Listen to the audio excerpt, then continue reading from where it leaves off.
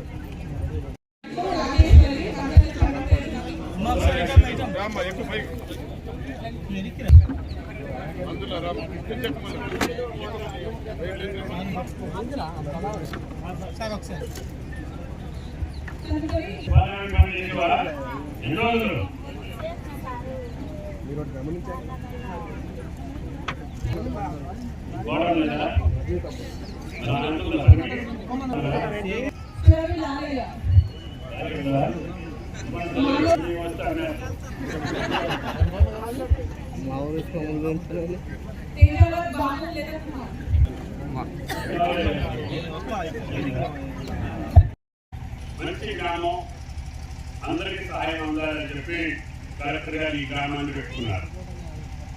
మంచిగా పనిచేసే అధికారులు వచ్చారు. కష్టపడి నేయం బావుడు ప్రభుత్వం నుంచి ఏ ఆదేశం వస్తే ఆదేశం కోసం అర్ధరాత్రి అపరాత్రి అనకుండా ఈనాడు కలెక్టర్ గారు కానీ సిపి గారు కానీ మహిళలైనా సరే అడిషనల్ కలెక్టర్ సిఇఓ గారు ప్రభుత్వ కార్యక్రమాలు చిత్తశుద్ధితో చేసి ఖమ్మం జిల్లా అన్ని అభివృద్ధి కార్యక్రమాలు సంక్షేమ కార్యక్రమాల్లో సక్రమంగా చేస్తున్నారు, మంచిగా చేస్తున్నారనే పేరు ముఖ్యమంత్రి గారి దగ్గర ఉంది. వీళ్ళ కింద పనిచేసే అధికారులు కూడా అలవాటు చేసుకోండి. గతంలో ఏదైనా కొద్దిగా అభివృద్ధి పోయినా దాన్ని తప్పి అందరూ కూడా కలెక్టర్ గారి లైన్లోకి రండి. మంచిగా స్పష్టంగా పనిచేయండి. పనిచేసేటువంటి వాళ్ళందరినీ ప్రొటెక్ట్ చేసే బాధ్యత ఈ ప్రభుత్వాన్ని. పని చేయకపోతే కలెక్టర్ గారు చూసుకుంటారు.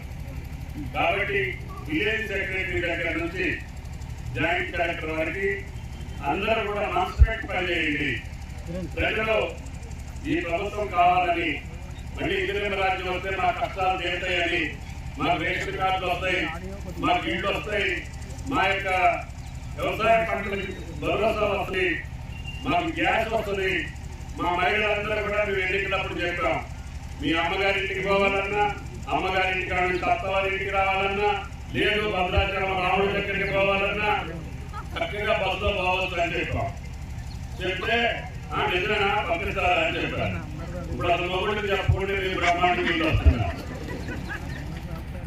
అది ఆ చిరునవ్వు ఉండాలని చెప్పి ఈ ప్రభుత్వంలో కావలసిన కార్యక్రమాలన్నీ వాస్తవంగా ఈ ప్రభుత్వం వచ్చే రోజుకి ఖజానాలో ఏమీ లేదు. కలెక్టర్ గారు మరి ఏం ఎట్ట చేద్దామనంటే సార్ ఏదో రకంగా కష్టపడి కొద్ది రోజులు అన్నింటినీ సెట్ చేసి ముఖ్యమంత్రి గారు ఇచ్చే నిధులతో సక్రమంగా న్యాయంగా చేస్తామని చెప్పి కలెక్టర్ గారిని మన జిల్లాకు పంపించారు. ఆయన ఇచ్చిన పైసలన్నింటినీ చూచారు తప్పకుండా ఉపయోగపడేటట్టుగా ఖర్చు పెట్టి ఈనాడు ముఖ్యమంత్రి గారు చెప్పిన ప్రోగ్రాంలన్నింటినీ కూడా ఉచిత బస్సు నడుస్తుంది. అది నెలకి 350 కోట్లు ఆర్టీసీ కడుతున్నాం. కలెక్టర్ గారు చెప్పినట్టుగా కోట్ల మంది మహిళలు ఈరోజు ఉచిత బస్సు సౌకర్యం తీసుకుంటున్నారు. అదేవిధంగా 1400 ఉన్న గ్యాస్ ని 500కే తీసుకుంటున్నారు. అదేవిధంగా కరెంటు బిల్లు 200 యూనిట్లకి ఫ్రీగా మనం వాడుకునే అవకాశం వచ్చింది. ఏదైనా కొంచెం ఆరోగ్యం బాగలేకపోతే ఆరోగ్యశ్రీ 10 లక్షలకు చేశారు ముఖ్యమంత్రి గారు.